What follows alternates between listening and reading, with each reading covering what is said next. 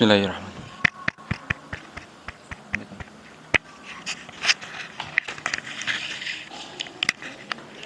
Bismillahirrahmanirrahim. Assalamualaikum warahmatullahi wabarakatuh. Innal hamdalillah nahmaduhu wa nasta'inuhu wa nastaghfiruh wa na'udzu billahi min syururi anfusina wa sayyiati a'malina. Man yahdihillahu fala mudhillalah wa man yudlilhu fala hadiyalah. Asyhadu an la ilaha illallah wahdahu la syarikalah wa asyhadu anna Muhammadan abduhu wa rasuluh. Qala Allah ta'ala fi kitabil karim, ya ayyuhalladzina amanu taqullaha haqqa tuqatih wa la tamutunna illa wa antum muslimun, wa ba'd. Fa inna asdaqal hadithi kitabullah wa khairul huda huda Muhammadin sallallahu alaihi wasallam wa syarrul umuri muhdatsatuha fa inna kulla muhdatsatin fid dini bid'ah wa kulla bid'atin dhalalah wa kulla dhalalatin finnari, amma ba'd. Ma'asyiral muslimin, jamaah salat maghrib yang semoga senantiasa dirahmati Allah Subhanahu wa taala. Alhamdulillah, segala puji hanya bagi Allah Subhanahu wa taala yang telah memberikan kepada kita begitu banyak nikmat-Nya sehingga kita bisa melaksanakan kewajiban kita kepada Allah Subhanahu wa taala. Dan semoga salawat dan salam tetap tercurahkan kepada junjungan kita Nabi besar Muhammad sallallahu alaihi wasallam, pada keluarga beliau, para sahabat, dan juga umat beliau yang senantiasa mengikuti jalan hidup beliau hingga akhir zaman kelak. Ma'asyiral muslimin rahimani wa rahimakumullah. Segala puji hanya bagi Allah Subhanahu wa taala yang telah mendudukkan kita di dalam majelis ilmu, yang mana di sini nanti kita akan mempelajari tentang firman Allah Subhanahu wa taala dan juga apa yang disampaikan oleh Rasulullah sallallahu alaihi wasallam. Maka ma'asyiral muslimin rahimani wa rahimakumullah, Rasulullah sallallahu alaihi wasallam pernah mengatakan, talabul ilmi fardhatun ala kulli muslim. Menuntut ilmu merupakan kewajiban bagi setiap muslim. Maka ma'asyiral muslimin rahimani wa rahimakumullah, dalam rangka untuk melaksanakan kewajiban ini, para ulama memberikan nasihat kepada kita, yaitu ketika kita sedang bersinggah di taman surga, yaitu majelis ilmu, hendaknya kita memperhatikan beberapa hal. Yang pertama adalah untuk senantiasa memperbaiki keikhlasan niat kita karena Allah Subhanahu wa taala dalam setiap ibadah. Dalam hal ini adalah ketika kita duduk di dalam majelis ilmu. Ikhlaskan niat karena Allah Subhanahu wa taala, benar-benar menginginkan pahala dari Allah Subhanahu wa taala, benar-benar mengharapkan ridho dari Allah Subhanahu wa taala, dan berharap untuk bisa mengangkat ketidaktahuan kita tentang agama ini, supaya kita lebih mengerti tentang Allah Subhanahu wa taala, supaya kita lebih mengerti tentang Rasulullah sallallahu alaihi wasallam, dan juga supaya lebih mengerti tentang agama Islam ini. Karena ma'asyiral muslimin rahimani wa rahimakumullah, agama Islam dari turunnya kepada Nabi Muhammad sallallahu alaihi wasallam berikut dengan penjelasannya tidak akan sampai kepada kita kecuali atas perjuangan orang-orang soleh yang menjadi pendahulu kita. Maka untuk menghargai jejak pendahulu kita, mari yang pertama untuk mengikhlaskan niat kita dalam menuntut ilmu kepada Allah Subhanahu wa taala. Dan yang kedua, ma'asyiral muslimin rahimani wa rahimakumullah, untuk bersungguh-sungguh dalam menuntut ilmu, benar-benar memfokuskan diri kita untuk menuntut ilmu, benar-benar memfokuskan pikiran kita, telinga kita, mata, hati kita untuk menuntut ilmu. Karena ma'asyiral muslimin rahimani wa rahimakumullah, Imam Syafi'i pernah mengatakan di dalam syair beliau mengatakan bahwasanya, akhi, wahai saudaraku, lan tanalal ilma illa bisittah, engkau tidak akan mendapatkan ilmu kecuali dengan 6 hal. Salah satu dari 6 hal tersebut, kata beliau, adalah wajtihadun, kesungguhan dalam menuntut ilmu.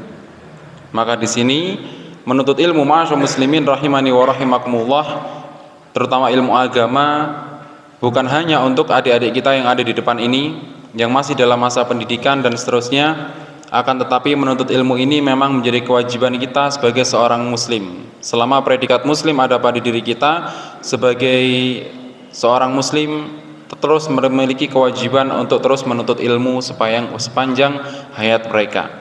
Karena ma'asyiral muslimin, para ulama juga mengatakan bahwasanya kebutuhan kita akan ilmu itu lebih banyak daripada kebutuhan kita akan makan dan minum. Maka ma'asyiral muslimin rahimani wa rahimakumullah, mari ikhlaskan niat karena Allah Subhanahu wa taala dan juga bersungguh-sungguh dalam setiap majelis ilmu. Tak lupa juga para ulama senantiasa menasihatkan untuk qayyidul ilma bil kitabah, untuk mengikat ilmu itu dengan tulisan, sehingga kita bisa untuk membacanya kembali, memurojaahnya kembali, mengingatnya kembali dikala kita sedang ada waktu untuk bisa memperdalam apa yang sudah kita pelajari di rumah nanti. Ma'asyiral muslimin rahimani wa rahimakumullah, kita melanjutkan kajian kita dalam pembahasan kitab Tauhid yang insya Allah masuk ke dalam pembahasan tentang surga, yang mana pada kesempatan sebelumnya kita telah belajar tentang apa itu surga, nama-nama surga, dan juga beberapa kenikmatan yang ada di dalam surga.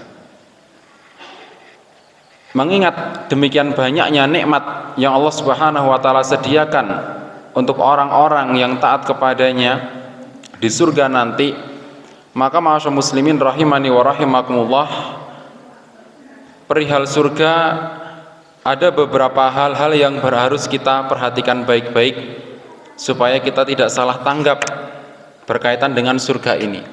Maka di sini kami ingin menyampaikan beberapa kaidah yang disampaikan oleh para ulama yang berkaitan dengan kenikmatan surga, dan ini harus kita fahami baik-baik.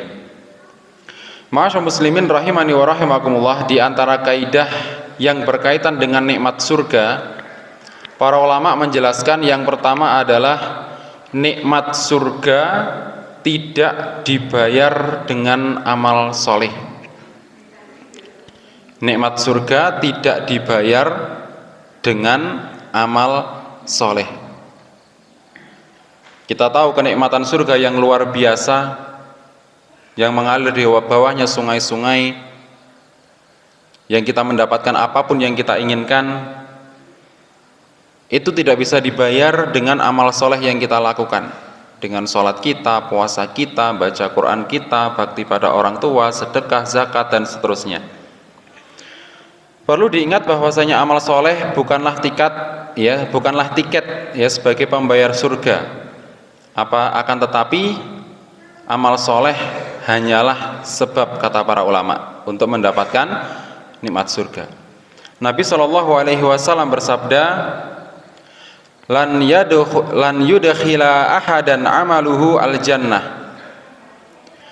Amalan seorang hamba tidak akan memasukkannya ke dalam surga. Amalan seorang hamba tidak akan memasukkannya ke dalam surga. Qalu, para sahabat bertanya, wala anta ya Rasulullah? Begitu pula dengan engkau wahai Rasulullah? Maksudnya berarti amalan yang panjenengan lakukan juga itu bukan menjadi sebab panjenengan masuk surga Rasulullah? Qala la wala ana. Rasulullah mengatakan tidak, aku pun juga tidak. Illa an yataghammadani Allah bifadlin wa rahmatin. Hanya saja Allah melimpahkan karunia dan rahmatnya kepadaku. Amalan seorang hamba tidak akan memasukkannya ke dalam surga, kata Rasulullah.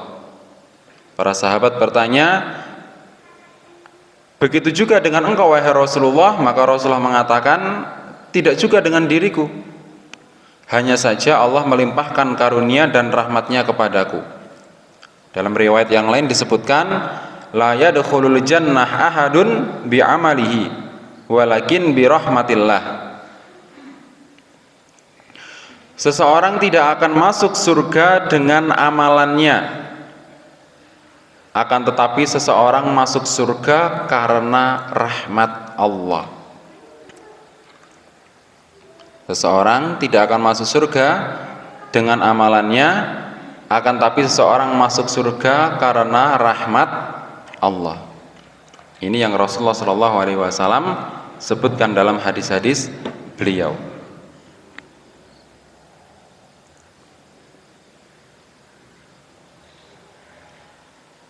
Dari sini bisa difahami ya, Bapak-bapak sekalian, Ibu-ibu sekalian, kita tidak masuk surga ya karena amal soleh yang kita lakukan.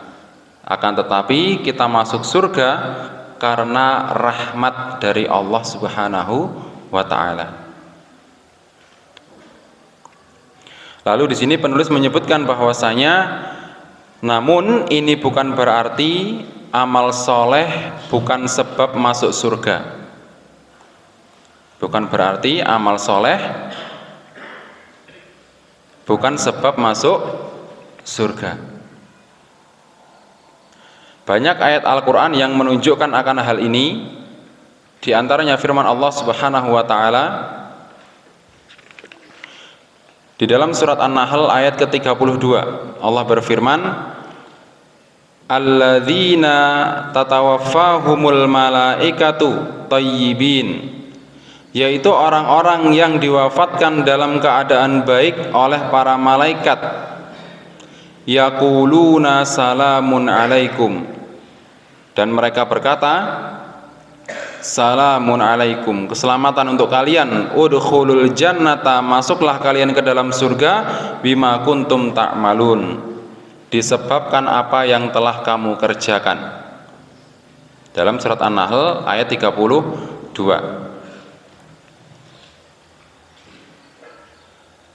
Atau di dalam firman Allah yang lain dalam surat Al-Haqqah ayat 19 sampai 24. Allah Subhanahu wa taala berfirman, fa amma man utiya kitabahu biyaminihi, adapun orang yang kitabnya atau catatan amalnya diberikan dengan tangan kanannya, fayaqulu ha umqra'u kitabiyah, maka dia berkata, ambillah, bacalah kitabku ini. Inni dzanantu anni mulakin hisabiyah, sesungguhnya aku yakin bahwa suatu saat aku akan menerima perhitungan terhadap diriku. Fahuwa fi 'isyatir radiyah, maka orang itu berada dalam kehidupan yang diridhoi. Fi jannatin 'aliyah, di dalam surga yang tinggi. Qutufuha daniyah, yang buah-buahnya dekat. Kulu washrobu hani'an, dan dikatakan kepada mereka, makan dan minumlah dengan sedap. Bima aslaftum fil ayyamil khaliyah, disebabkan amal yang telah kamu kerjakan pada hari-hari yang lalu.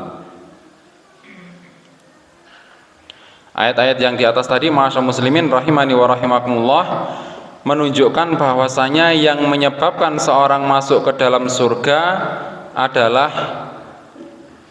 amalannya di dunia. Ngapunten Bapak Ibu rahimani wa rahimakumullah, kalau kita perhatikan dua hadisnya Rasulullah tadi dan dua ayat yang kita bacakan tadi, maka seolah-olah terjadi sebuah kontradiksi. Ngapunten, rodok mikir sik titik niki nggih. Rodok mikir sik. Di hadis tadi disebutkan bahwasanya kita tidak akan masuk surga dengan amal yang kita lakukan. Akan tetapi kita masuk surga itu dengan rahmat Allah. Dalam hadis ngoten, teksnya seperti itu. Akan tetapi di dalam dua ayat tadi disampaikan bahwasanya masuklah kamu ke dalam surga disebabkan apa yang telah kamu kerjakan. Berarti disebabkan oleh amal sehingga bisa masuk surga. Ayat yang kedua juga demikian tadi. Makan dan minumlah dengan makan minumlah dengan sedap disebabkan amal yang telah kamu kerjakan pada hari-hari yang lalu. Maka seolah-olah Bapak Ibu rahimani wa rahimakumullah, ayat dan juga hadis tadi bertentangan. Maka ngapunten ya, jangan sampai ya kita terbawa pertentangan ini. Maka hendaknya kembali kepada penjelasan para ulama. Ya. Karena di dalam hadis tadi Bapak Ibu rahimani wa rahimakumullah terdapat penafian, ya, terdapat penafian atau terdapat penafian itu apa nggih? Ketidakterlibatan amal, ya, yang membuat seseorang masuk surga. Karena dalam masuk surga dalam hadis tadi disebutkan karena rahmat Allah. Tapi di dalam ayat ditetapkan bahwasanya yang menyebabkan orang masuk surga adalah karena amalnya. Maka ma'asyar muslimin rahimani wa rahimakumullah, dijelaskan oleh para ulama, ya, bahwasanya di dalam disebut oleh para ulama, dijelaskan bahwasanya di dalam hadis yang Rasulullah Shallallahu Alaihi Wasallam sampaikan tadi,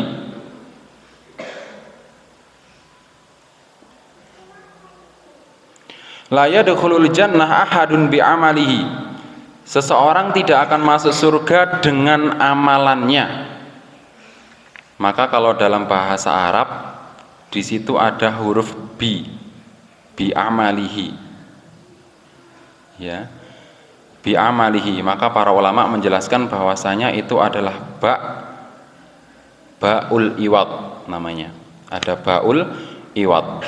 Adapun kata bi pada ayat bima kuntum ta'malun disebabkan oleh amalan yang telah kamu kerjakan, ba di situ disebut sebagai ba'us sabab. Maksud dari ba'us sabab dalam ayat tadi adalah Allah memasukkan seseorang ke dalam surga dengan sebab amalnya. Itu maksud dari ayat tadi. Adapun ba'ul iwad, ya, dalam hadis disebutkan tadi tidak seorang pun yang masuk surga dengan amalannya. Maksudnya adalah seorang tidak akan masuk surga dengan amal. Seorang tidak akan masuk surga dengan amal, ya. Maksudnya di sini amal tersebut sebagai pembayar. Tidak akan masuk surga dengan amal. Ya, jadi amal itu bukan alat untuk membayar supaya kita bisa masuk surga. Kenapa demikian? Para ulama menjelaskan karena amalan kita sangat sedikit, ya. Kenapa di hadis kok disebutkan orang tidak akan masuk surga dengan amalannya, ya, sehingga amalan tidak bisa menjadi pembayar untuk masuk surga, atau diibaratkan amalan tidak bisa menjadi tiket untuk masuk ke dalam surga. Kenapa demikian? Karena para ulama mengatakan karena amal yang kita lakukan sangatlah sedikit, ya, amalan yang kita lakukan adalah sedikit. Lalu di sini penulis memberikan sebuah contoh, semoga bisa difahami niki. Penulis memberikan contoh bahwasanya ada orang yang ingin menikah,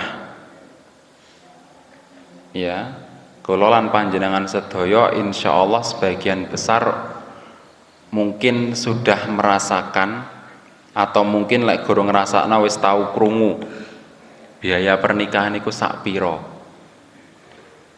lek ana walimahe, ya.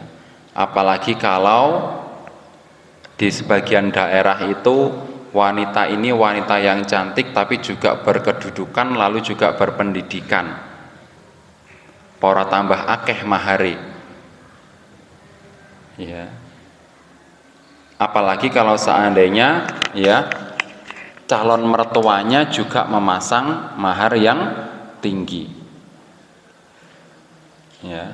Dan setelah menikah, ya, katakanlah sudah menikah, ya, dengan biaya yang luar biasa dan mahar yang luar biasa tadi.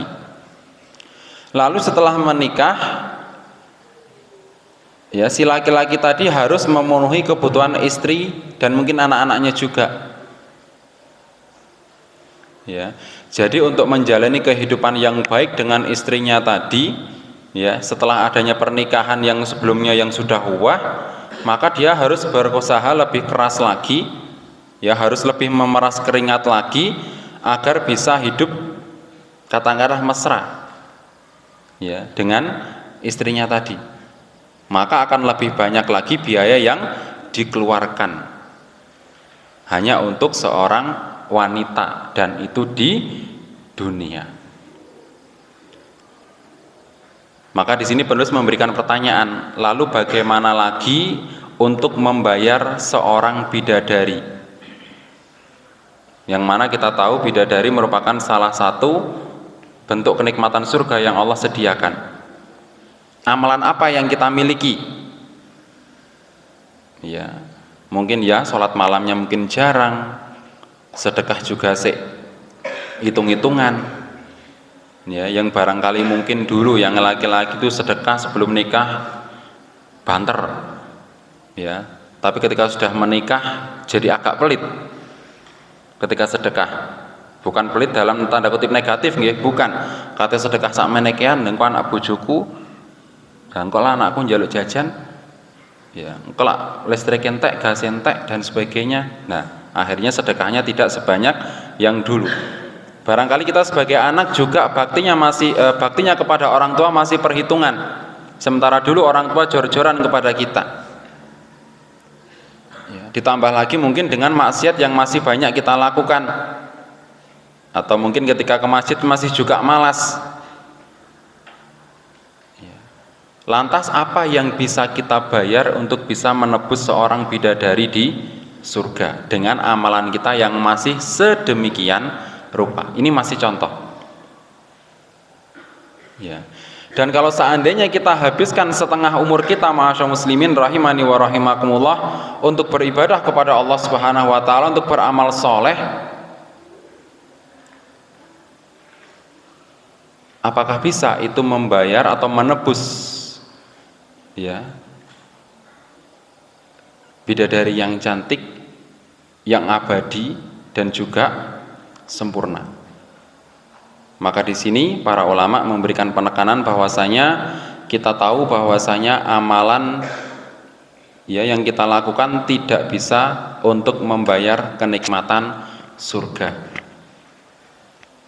Ya, ini hanya sekedar contoh Bapak Ibu, nggih. Ya, kalau ngomong bidadari terus ibu-ibu ini kok.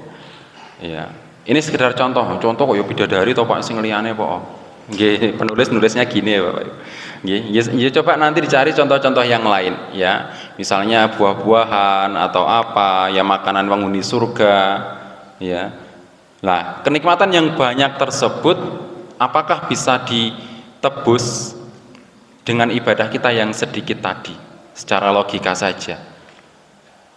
Ini ma'asyar muslimin rahimani wa rahimakumullah.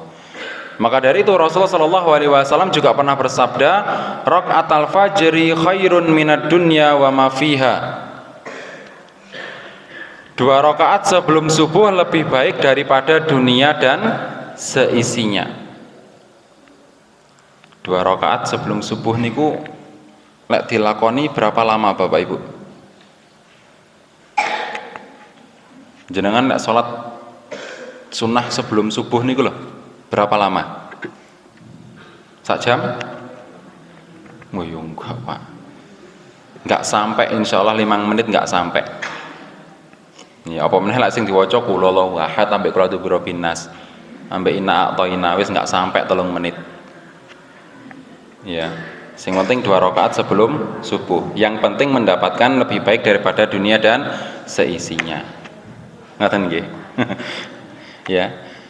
2 rakaat sebelum subuh yang hanya kita lakukan dalam waktu singkat setiap harinya itu, Nabi SAW menjelaskan bahwasanya pahalanya lebih baik daripada dunia dan seisinya.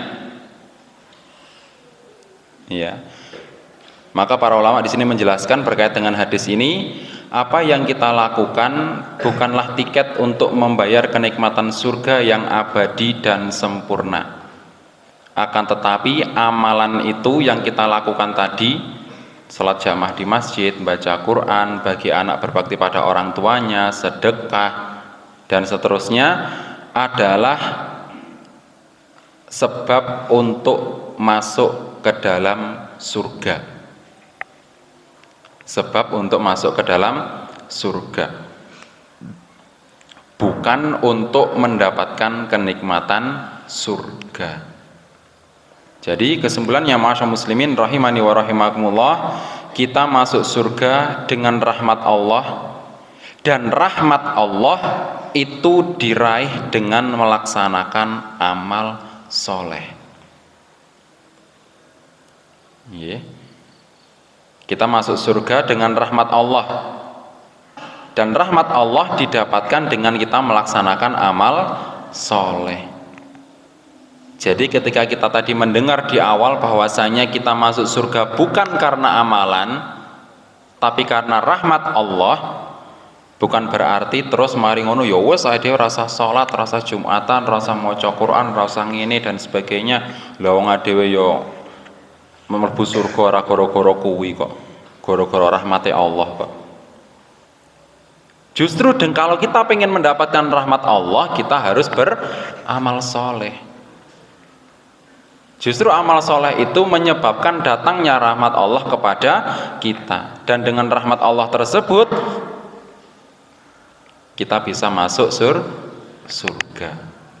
Nah, adapun besar kecilnya rahmat Allah, ma'asyiral muslimin, ya, rahmat Allah yang kita dapatkan itu besar atau kecilnya tergantung pada kualitas dan juga jumlah amal soleh yang kita lakukan. Tergantung pada kualitas dan jumlah amal soleh yang kita lakukan. Ya, maka mungkin diantara bapak-bapak kemarin ada yang hadir di salat Jumat di Al-Hidayah, sempat kami singgung ya ketika khutbah, bahwasanya cara untuk meningkatkan kualitas amal soleh adalah dengan meniatkan ikhlas karena Allah dalam setiap ibadah. Lalu, apa bapak-bapak? Cara untuk meningkatkan kualitas amal soleh kita kepada Allah, caranya yang pertama, ibadahnya kudu ikhlas karena Allah. Yang kedua apa?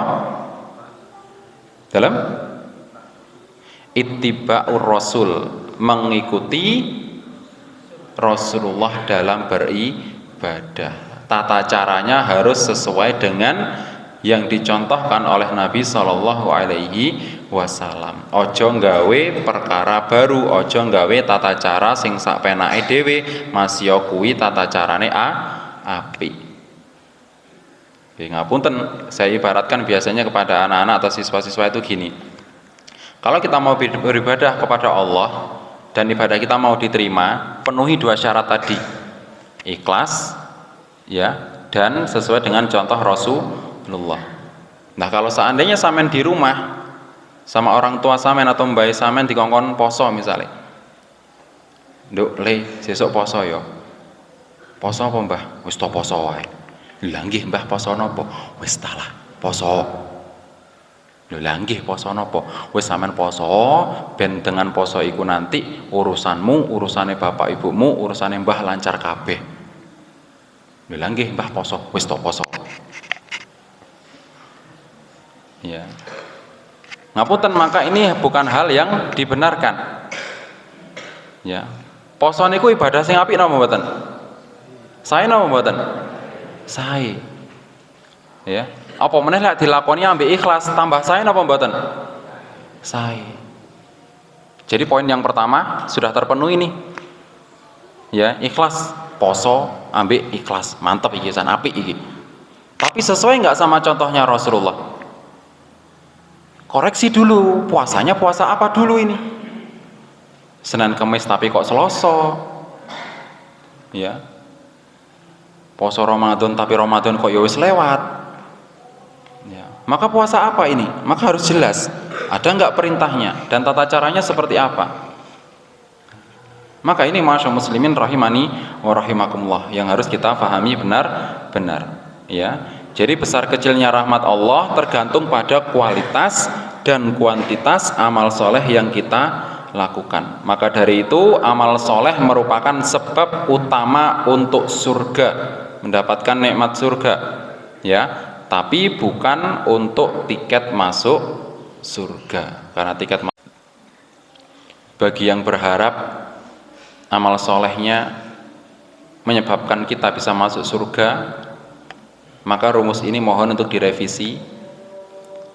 Kita melaksanakan amal soleh supaya bisa mendapatkan rahmat Allah, dan dengan rahmat Allah tersebut kita bisa masuk surga. Adapun tingkat-tingkatannya atau pembagian-pembagiannya nanti itu dikarenakan dengan amal soleh yang kita lakukan. Ini ma'asyar muslimin rahimani wa rahimakumullah, kaidah yang pertama. Kita masuk surga bukan karena amal yang kita lakukan, tapi karena rahmat Allah. Maka monggo amal soleh yang kita lakukan ikhlas karena Allah Subhanahu wa ta'ala, mengharap rahmat, mengharap pahala dari Allah Subhanahu wa ta'ala, ya. Dan selain itu juga ma'asyar muslimin rahimani wa rahimakumullah, di samping kita harus diusahakan untuk bisa memperbanyak amal soleh yang kita lakukan, mohon juga bisa dibarengi dengan kualitas dari amal soleh yang kita lakukan. Karena setiap amal soleh ma'asyar muslimin rahimani wa rahimakumullah, selama kita masih hidup, kualitasnya bisa senantiasa kita perbaiki, ya, kualitasnya bisa senantiasa kita perbaiki. Dalam rukun Islam ma'asyar muslimin rahimani wa rahimakumullah, syahadat pun dilakuin apa dereng? Sampun, sekali sudah cukup. Salat, ya, salat ini yang setiap hari kita lakukan, terutama yang laki-laki. Dengan salat yang setiap hari kita lakukan ma'asyar muslimin rahimani wa rahimakumullah, terutama yang wajib, monggo untuk senantiasa diperbaiki kualitasnya. Tolong benar-benar disesuaikan dengan sunnah Rasulullah Shallallahu Alaihi Wasallam, karena sebaik-baik sholat adalah menurut contoh dari beliau. Jangan sampai nambah-nambahi poin-poin baru yang kesannya bagus tapi tidak masuk ke dalam contoh yang dicontohkan Rasulullah Shallallahu Alaihi Wasallam. Ini akan mencoret kebaikan sholat kita. Kami pernah, ini kisah nyata, bukan kisah nyata, ini pengalaman pribadi. Kami pernah sholat di sebuah masjid. Waktu itu sedang mengunjungi siswa yang sedang melaksanakan PSG di Malang. Sholat di sebuah masjid waktu maghrib, baru pulang. Ketika iqomah sudah dikumandangkan, imam maju, lalu makmum membuat shaf. Imam balik kanan mengatakan, lurus rapatkan shaf. Oke, lurus rapat, ya. Lalu imam balik kanan menghadap kiblat, hendak memulai sholat. Dan alhamdulillahnya pada saat itu kami tetap di shaf yang pertama. Kok sholatnya belum dimulai? Iya, harusnya kan segera takbiratul ihram, tapi ini kok belum dimulai, ya. Maka saya memandang kepada imam, ya, imam sedang membaca sesuatu, dan kebetulan di dadanya imam ada mic yang seperti ini, yang kalau orang imami ditaruh di dada, dicepitkan gitu, ya. Bisik-bisiknya agak terdengar jelas malahan, karena saya di belakangnya. Bismillahirrahmanirrahim, alhamdulillahirrahmanirrahim, ar-rahmanirrahim, Al-Fatihah sampai habis. Bismillahirrahmanirrahim, qul a'udzu birabbin nas, malikin nas, ilahin nas sampai habis. Baru Allahu Akbar. Ya. Sementara para ulama mengatakan bahwasanya pembuka sholat itu adalah takbiratul ihram dan penutupnya adalah salam. Ya. Disebutkan demikian dalam kaidah sholat, pembukanya adalah takbiratul ihram dan penutupnya adalah salam, bukan dibuka dengan Al-Fatihah dan surat An-Nas, ya. Ya, kami mungkin ya sedikit paham apa maksudnya baca Al-Fatihah supaya apa, ya mungkin ngarep berkah Fatihah. Yang kedua baca An-Nas supaya lek sholat itu nggak mikir nanti-nanti. Nanti napa mboten Bapak Ibu lakate sholat nggak mikir apa-apa, terus pas Allahu Akbar sholat mikir, sing ibu-ibu mungkin lawangku tak kunci warung yo, Sing bapak-bapak, sepedaku mau kontaknya tak jabut warung. Apa mungkin pernah seperti itu? Sering. Ya, pas sholat mikir tekan dindi. Ya mungkin, ya husnudzonnya kami, ya imam tadi membaca surat An-Nas, alladzi yuwaswisu fi sudurin nas. Ya, yang biasanya membisikkan, ya bisikan ke dada-dada manusia. Ya, ben pas sholat itu nggak ono was-was yang masuk, nggak ada pikiran-pikiran yang masuk, mungkin seperti itu. Ya, bagus. Gimana apa mboten? Bagus napa mboten? Bagus. Tapi sesuaikah dengan sunnah Rasulullah SAW? Nah ini tentu tidak. Nah, maka dari itu ma'asyiral muslimin rahimani wa rahimakumullah, ya ibadah yang kita lakukan usahakan untuk sesuai dengan sunnah Rasulullah SAW. Yang kedua ma'asyiral muslimin rahimani wa rahimakumullah, kaidah yang kedua, semua yang disebutkan di surga, ya semua yang disebutkan di surga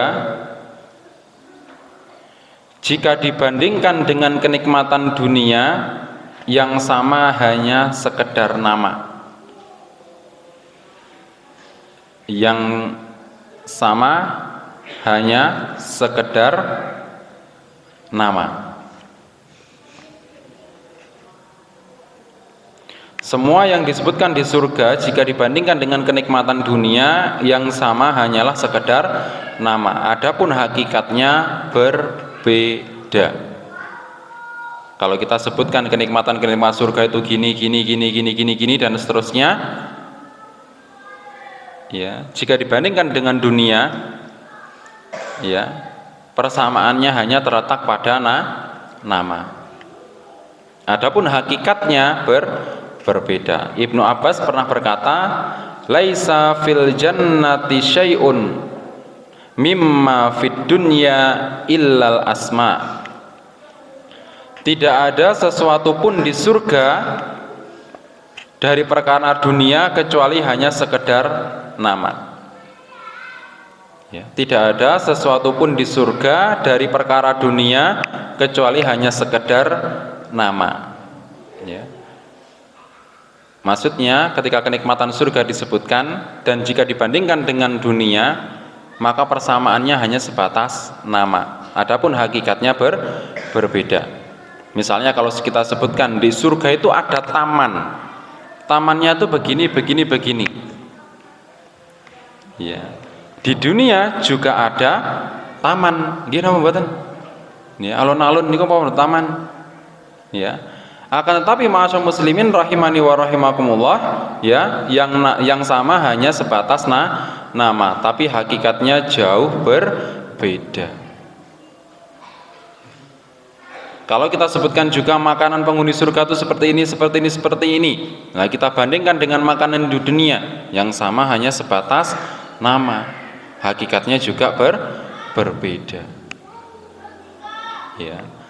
Karena ini juga nanti berkaitan dengan kaidah yang ketiga ma'asyiral muslimin. Kaidah yang ketiga berbunyi, apapun yang terbetik dalam benak kita, ya, apapun yang terbetik di dalam benak kita tentang kenikmatan surga, pasti surga lebih baik.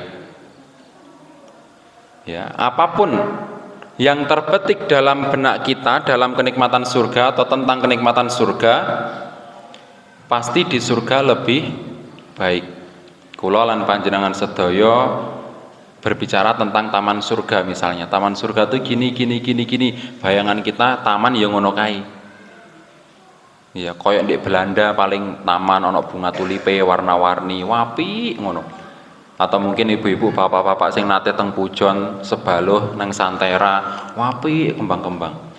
Apa taman surga yang ngono iku? Ndak. Surga lebih baik. Ya, surga lebih baik. Allah berfirman dalam surat As-Sajdah ayat ke-17. Fala ta'lamu nafsun ma ukhfiya lahum min qurrati a'yunin. Tak seorang pun mengetahui berbagai nikmat yang menanti. Tak seorang pun mengetahui berbagai nikmat yang menanti jazaa'am bima kanu ya'malun, balasan bagi apa yang telah mereka kerjakan. Ya, jadi kalau disebutkan tentang kenikmatan surga ma'asyarul muslimin, ya, yang sama cuma nama dengan di dunia, hakikatnya jauh berbeda. Ditekankan dan ditegaskan oleh Rasulullah dalam sabda beliau dalam hadis qudsi di mana Allah berfirman, a'dadtu li ibadis sholihin, aku telah menyiapkan bagi hamba-hambaku yang soleh ma la ainun ra'at, sesuatu yang belum pernah dilihat oleh mata, wala udhunun sami'at, dan sesuatu yang belum pernah didengar oleh telinga, wala khatara ala qalbi bashar dhuhran balha, dan tidak pernah terlintas di dalam benak manusia. Ya, sebagai simpanan ma'utli'tum alaihi, ya, sebagai simpanan biarkan apa yang diperlihatkan Allah pada kalian. Ya, lalu Rasulullah SAW membaca ayat yang tadi di atas, surat As-Sajdah ayat ke-17. Nah, ma'asyarul muslimin rahimani wa rahimakumullah, ya, mata tidak pernah melihat kenikmatan surga, telinga tidak pernah mendengar, dan tidak pernah terbetik di dalam jiwa-jiwa manusia. Semuanya tersembunyi ma'asyarul muslimin. Ya, para ulama menyebutkan karena begitu hebatnya kenikmatan tersebut, begitu luar biasanya, ya, kenikmatan tersebut. Ya. Kenapa disebutkan tidak pernah dilihat oleh mata, tidak pernah didengar oleh telinga, dan bahkan tidak pernah terbesit di dalam benak manusia? Karena apapun yang kita khayalkan ma'asyarul muslimin, ya, karena apapun yang kita khayalkan, ya, khayalan kita itu dibangun di atas apa yang pernah kita lihat. Ya, khayalan kita itu dibangun atas apa yang pernah kita lihat. Dan kalau kita membayangkan taman surga ini ngene, oh ngene. Di samping sungai surga nanti itu nanti ada gelas-gelas kaca yang jumlahnya seperti bintang-bintang di langit, kata Rasulullah. Oh, berarti gelas kok ngene. Itu pasti keliru. Itu pasti keliru. Ya. Karena di sungai manapun di daerah kita ataupun di tempat lain, sungai endi sing diandengi ana gelas. Gelasnya wapi, ya, banyaknya sebanyak bintang di langit. Coba sebutkan sungai mana, monggo. Gelas endi? Sungai endi sing ndek pinggir iki ana gelas-gelas. Gelasnya sebanyak bintang di langit. Ya, terus sungai ini kok madu isine, banyune. Khamr yang tidak memabukkan, wis. Ya, khamr yang enggak memabukkan, wis. Coba piye modelnya? Ya, anggapan kita pasti keliru, pasti keliru. Ya, karena khayalan yang kita buat itu berdasarkan apa yang ya pernah kita lihat. Ya, bukan hanya kita lihat, dirasakan oleh panca indera kita. Ya, sedangkan kenikmatan surga itu tersembunyi, ya, dan tidak pernah dilihat oleh mata, didengar oleh telinga, bahkan sedikit pun tidak pernah terbetik di dalam hati manusia. Terbetik pun secara khayalan pun pasti salah. Maka ma'asyarul muslimin rahimani wa rahimakumullah, ya, di sini dijelaskan juga sebuah contoh misalnya juga, ya, ketika kita mendengar kisah tentang Nabi Yusuf misalnya, yang kita tahu kelebihan yang Allah berikan kepada Nabi Yusuf itu seperti apa, ya, di mana Nabi SAW pernah mengatakan, faida Nabi Yusuf SAW idza huwa qad utiya syatral husni, Di sana saya bertemu dengan Yusuf sallallahu alaihi wasallam, ternyata beliau diberi setengah ketampanan. Nah, setengah ketampanan ini koyo opo Bapak Ibu? Ketampanan kan sesuatu yang abstrak. Iya. Bahkan kalau orang bilang itu ketampanan itu relatif, ayu ya relatif.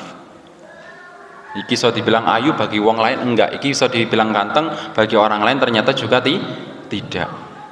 Nah, Nabi Yusuf diberikan setengah dari ketampanan. Lah ketampanan sing full iku piye? Lah setengah iku ya kaya apa? Ya. Ketampanan yang setengah ini ya di dalam kisah-kisah yang pernah kita dengarkan ya, para wanita yang melihat ketampanan Nabi Yusuf tanpa sadar memotong tangan-tangan mereka. Ini masyaallah muslimin rahimani wa rahimakumullah. Ya.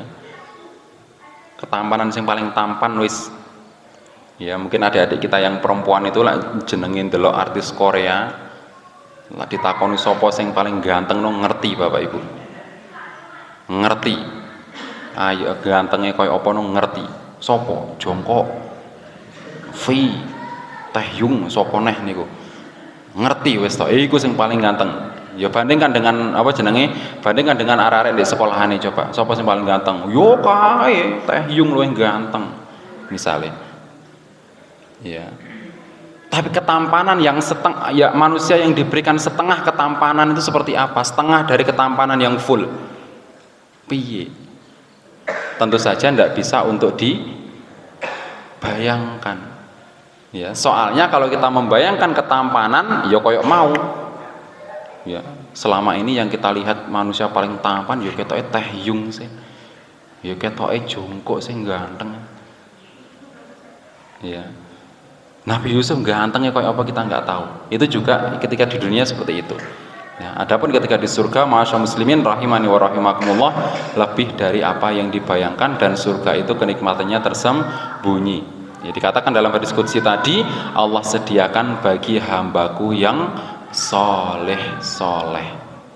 Maka masyaallah muslimin rahimani wa rahimakumullah, ini misi kita bersama ya, untuk bisa pulang ke kampung halaman kita, yaitu surga yang nikmatnya seluas langit dan bumi ya. Insya Allah kita lanjutkan kesempatan selanjutnya masyaallah muslimin rahimani wa rahimakumullah, masih dalam pembahasan kaidah-kaidah yang berkenaan dengan nikmat-nikmat surga. Semoga 3 kaidah tadi bisa membuka wawasan kita dan juga lebih membuat kita lebih maksimal dalam beribadah kepada Allah Subhanahu wa taala, dan juga lebih memperkuat keimanan kita tentang surga, sehingga keimanan kita kepada Allah Subhanahu wa taala juga ikut menguat. Karena nikmat surga masyaallah muslimin tidak lain tidak bukan adalah hasil dari apa yang Allah sediakan untuk kita semuanya. Maka monggo berlomba-lomba untuk bisa meraih rahmat Allah Subhanahu wa taala sehingga nanti bisa mendapatkan kenikmatan surga. Mungkin dari sini ada yang ditanyakan Bapak Ibu, kami persilakan.